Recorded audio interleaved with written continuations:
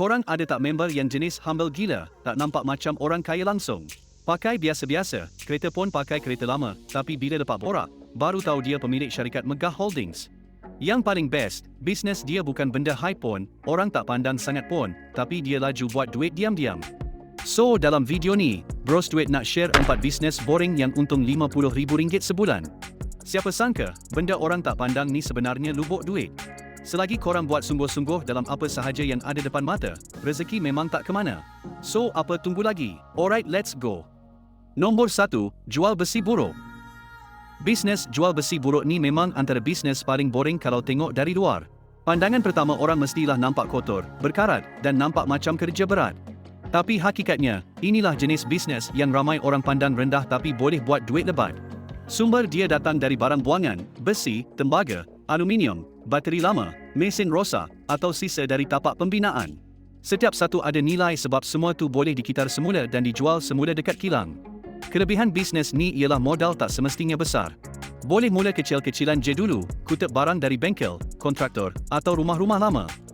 Lama-lama bila dah ada lori sendiri dan stor simpanan, barulah boleh beli dari orang ramai dan jual secara pukal dekat pusat kitar semula besar. Lagi banyak besi korang kumpul, lagi besar margin untung yang korang boleh jana.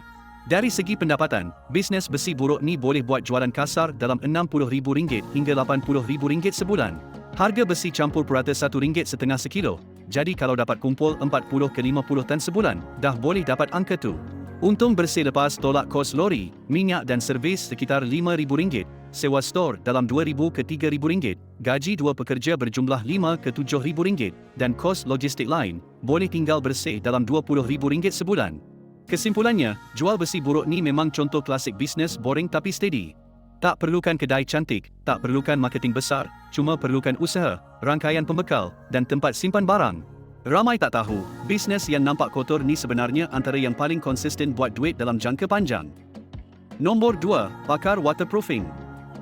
Bisnes pakar waterproofing ni nampak macam kerja kecil yang orang selalu pandang sebelah mata, setakat sapu bahan kalis air, tampal bocor, soal bumbung atau dinding.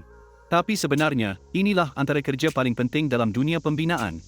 Bila bangunan bocor, dinding berkulat atau siling basah, orang sanggup bayar mahal asalkan masalah tu selesai cepat dan betul-betul tahan lama.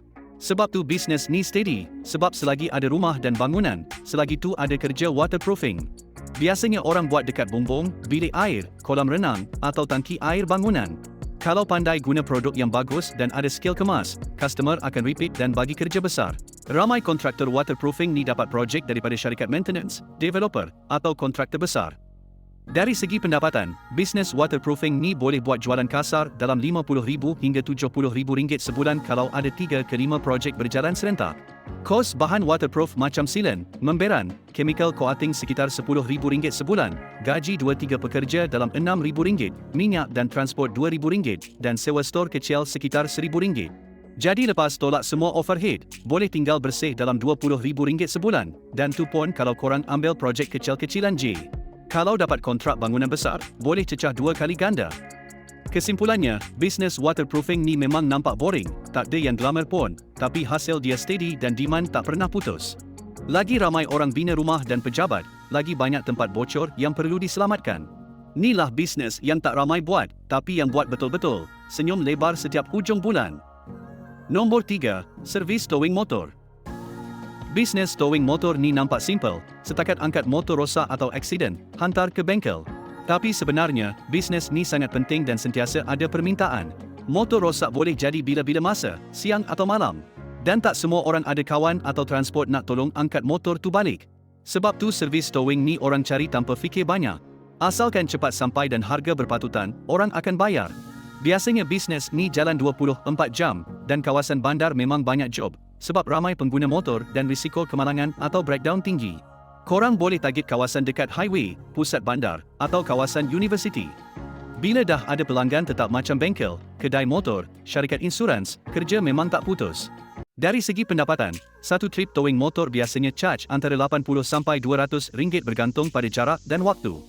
Kalau sehari boleh buat 5 hingga 8 trip, dah boleh dapat sekitar RM400 ke RM1,200 sehari.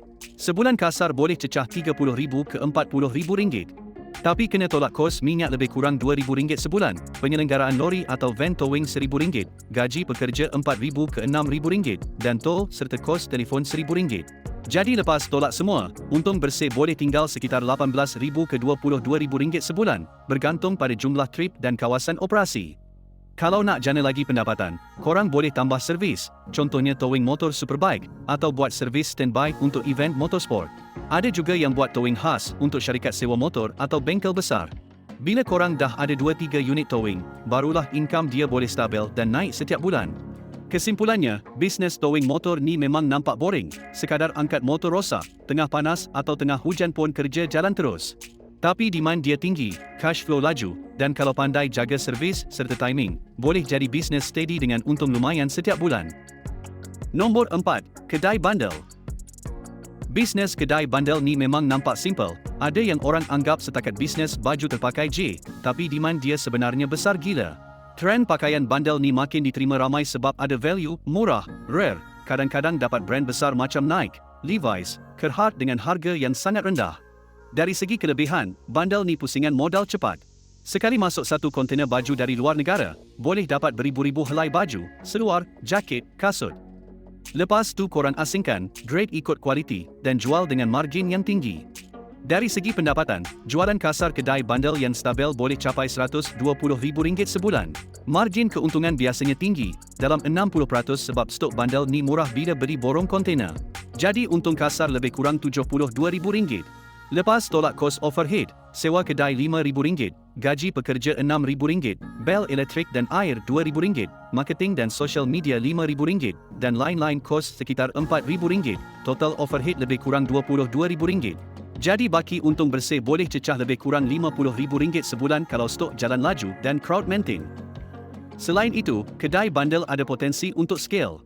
Boleh buka banyak cawangan, jual online dekat Shopee dan Lazada, atau buka live streaming channel sendiri. Ramai peniaga bandel sekarang buat live TikTok malam-malam dan boleh dapat ribuan order dalam masa beberapa jam.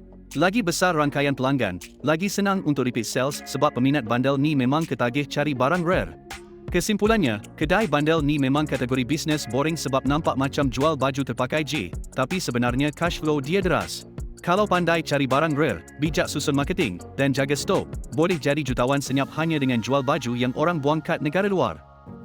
Alright guys, itu dia 4 bisnes boring yang untung RM50,000 sebulan. Ingat, bisnes ni tak semestinya kena nampak cool untuk jadi lubuk duit. Kadang-kadang, yang paling low profile itulah yang paling untung. Kalau korang nak idea-idea bisnes boring yang lain, boleh singgah video saya yang lain.